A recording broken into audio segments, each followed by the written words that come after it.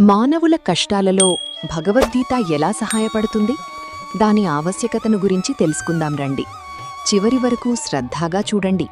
మీకు ఎలాంటి సమస్య ఉన్నా దానికి పరిష్కార మార్గం లభిస్తుంది. మనిషి జీవితంలో కష్టాలు, బాధలు, ఆందోళనలు, నిరాశలు, అపజయాలు సహజం. ధనవంతుడైనా, పేదవాడైనా, విద్యావంతుడైనా, సాధారణ వ్యక్తైనా జీవితంలో ఏదో ఒక సమయంలో మానసిక సంఘర్షణలను ఎదుర్కొంటాడు. అలాంటి సందర్భాలలో మనస్సుకు దారి చూపించే ఆధ్యాత్మిక గ్రంథాలలో అత్యున్నత స్థానం పొందినది భగవద్గీత. భగవద్గీత కేవలం ఒక మత గ్రంథం మాత్రమే కాదు. అది జీవితాన్ని ఎలా అర్థం చేసుకోవాలి, కష్టాలను ఎలా ఎదుర్కోవాలి, మనస్సును ఎలా నియంత్రించాలి, ధర్మాన్ని ఎలా పాటించాలి అనే విషయాలను బోధించే జీవిత మార్గదర్శిని. కురుక్షేత్ర యుద్ధరంగంలో అర్జునుడు ఎదుర్కొన్న మానసిక సంక్షోభం నేటి ప్రతి మనిషి ఎదుర్కొనే సమస్యలకు ప్రతిరూపం. ఆ సమయంలో శ్రీకృష్ణుడు ఇచ్చిన ఉపదేశమే భగవద్గీత. అర్జునుని సంక్షోభం మన జీవితానికి ప్రతిబింబం. యుద్ధరంగంలో అర్జునుడు తన బంధువులను, గురువులను, మిత్రులను చూసి తీవ్ర విచారంలో మునిగిపోయాడు. అతను ఇలా ఆలోచించాడు: నేను ఎందుకు యుద్ధం చెయ్యాలి? విజయం సాధించిన ప్రయోజనమేమిటి? నా వారిని చంపి రాజ్యం పొందడం ఎందుకు? ఈ ప్రశ్నలు నేటి మనిషి ప్రశ్నలే. ఉద్యోగం కోల్పోతే ఏమి చెయ్యాలి? వ్యాపారంలో నష్టం వస్తే ఎలా? కుటుంబ సమస్యలు ఎందుకు వస్తాయి? జీవితానికి అర్థమేమిటి? అర్జునుడి మానసిక స్థితి నేటి మనిషి స్థితితో చాలా దగ్గరగా ఉంటుంది. భయాన్ని జయించడం నేర్పుతుంది. కష్టాలొచ్చినప్పుడు మొదట మనిషిని పట్టి పీడించేది భయం. ఉద్యోగం పోతుందేమో అనే భయం, డబ్బు సరిపోదేమో అనే భయం, అనారోగ్యం వస్తుందేమో అనే భయం, భవిష్యత్తు ఎలా ఉంటుందో అనే భయం. శ్రీకృష్ణుడు చెప్తాడు: ధైర్యంగా ఉండు. భయం మనస్సు సృష్టించిన ఒక భావన మాత్రమే. మనిషి తన కర్తవ్యాన్ని చెయ్యాలి కాని ఫలితం గురించి అధికంగా ఆలోచించకూడదు. భయం తగ్గినప్పుడు నిర్ణయాలు స్పష్టంగా తీసుకోగలుగుతాడు. ఆందోళనను తగ్గిస్తుంది. నేటి ప్రపంచంలో ఎక్కువ మంది ఆందోళనతో బాధపడుతున్నారు. పరీక్షల గురించి, ఉద్యోగం గురించి, కుటుంబం గురించి, భవిష్యత్తు గురించి. భగవద్గీతలో ప్రసిద్ధమైన శ్లోకం: కర్మణ్యేవాధికారస్తే మా ఫలేషు కదాచన. అంటే నీకు కర్తవ్యాన్ని చేసే హక్కు మాత్రమే ఉంది, ఫలితంపై హక్కు లేదు. ఈ ఒక్క సూత్రాన్ని పాటిస్తే ఆందోళన చాలా వరకు తగ్గుతుంది. అపజయాలను అంగీకరించడం నేర్పుతుంది. ప్రతి మనిషి జీవితంలో అపజయాలు వస్తాయి. పరీక్షలో ఫెయిల్ కావడం, ఉద్యోగం రాకపోవడం, వ్యాపారంలో నష్టం, సంబంధాలు విఫలం కావడం. చాలామంది అపజయాన్ని జీవితాంతం మర్చిపోలేరు. కానీ గీత చెప్తుంది: విజయం, అపజయం రెండింటినీ సమానంగా చూడాలి. అపజయం అంతిమం కాదు, అది ఒక పాఠం మాత్రమే.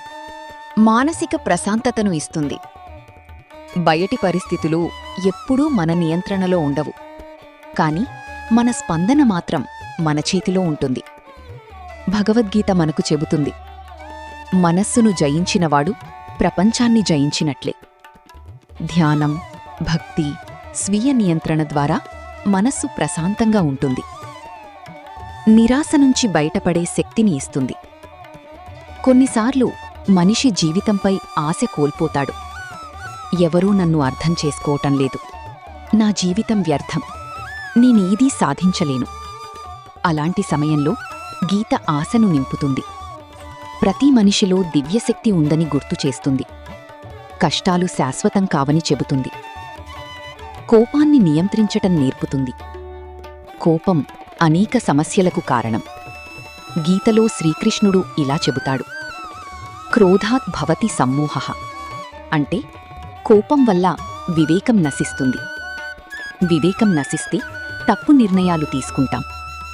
అందువల్ల కోపాన్ని నియంత్రించగలిగితే జీవితంలో అనేక సమస్యలు తగ్గుతాయి. సంబంధాలను మెరుగుపరుస్తుంది. కుటుంబ కలహాలు, స్నేహితులతో విభేదాలు, దాంపత్య సమస్యలు ఎక్కువగా అహంకారం వల్లే వస్తాయి. భగవద్గీత వినయం నేర్పుతుంది. ఇతరులను గౌరవించటం నేర్పుతుంది. క్షమించటం నేర్పుతుంది. ఈ గుణాలు సంబంధాలను బలపరుస్తాయి. ధైర్యాన్ని పెంచుతుంది. అర్జునుడు మొదట యుద్ధం చెయ్యటానికి నిరాకరించాడు. కాని శ్రీకృష్ణుని ఉపదేశం విన్న తర్వాత ధైర్యంగా నిలబడ్డాడు. మన జీవితంలో కూడా కష్టాల ముందు వెనక్కి తగ్గకుండా ముందుకు సాగటానికి గీత ప్రేరణ ఇస్తుంది.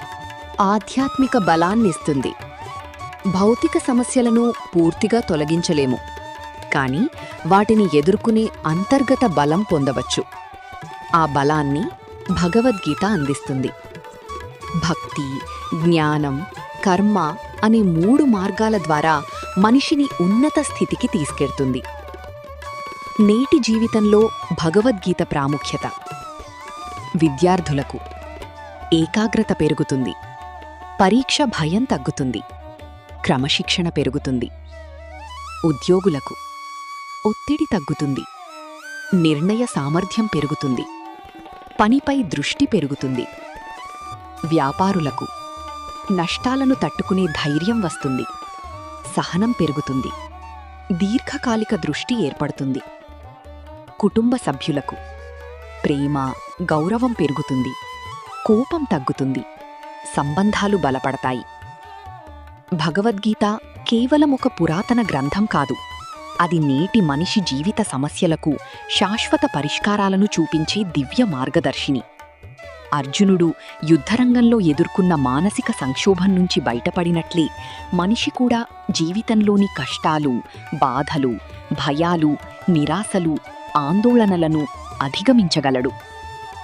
భగవద్గీత మనకు చెబుతున్న గొప్ప సందేశం ఏమిటంటే, పరిస్థితులు ఎలా ఉన్నా ధర్మాన్ని విడవకూడదు, కర్తవ్యాన్ని వదలకూడదు, భగవంతునిపై విశ్వాసం కోల్పోకూడదు. కష్టాలు జీవితంలో శాశ్వతం కావు, కానీ వాటిని ఎదుర్కొనే జ్ఞానం, ధైర్యం, ప్రశాంతత మనలో ఉంటే ఏ పరిస్థితినైనా విజయంగా మార్చుకోవచ్చు. ఆ జ్ఞానానికి, ఆ ధైర్యానికి, ఆ ప్రశాంతతకు మూలం భగవద్గీత. అందుకే భగవద్గీతను మానవ జీవితానికి దివ్య మార్గదర్శిని అని పిలుస్తారు. ఈ అమూల్యమైన విషయం గురించి మీ శ్రేయోభిలాషులకు తప్పక తెలియజేయగలరు. ఓం నమో భగవతే వాసుదేవాయ.